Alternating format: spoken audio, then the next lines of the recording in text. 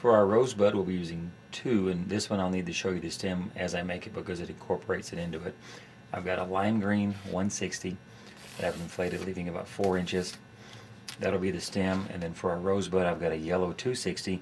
I've inflated just slightly more than halfway, and we're not even going to use all of this.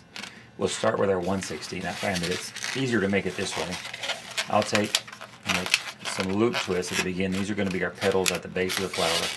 That's about a 2 to 2.5 inch bubble that we'll make into a fold twist.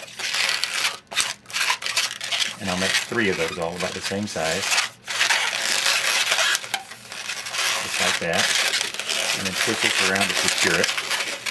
So you've got 3 fold twists at the end of it. Now we're going to take our 260. We'll start at the knot end and make a little small 1/2 inch bubble. Make that into our pinch twist. Make another 1/2 inch bubble and also make that into a pinch twist. So we've got 2 pinch twists on the end of our bloom. Now you've figured how large you want your rosebud to be. We'll do this one about 2.5 inches.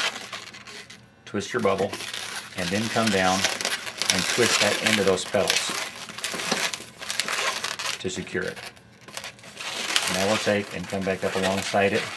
Make another bowl the same size as that first one there. Twist that around your 2 pinch twist to secure it. And then we're going to make a third one, again the same size as the first 2 there. And then twist that back into your petals at the base of the flower. Then remove any excess. And secure the loose end. You can twist it around 2 or 3 times and stick it up in there and it'll stay this time. Position the 3 petals on the bottom.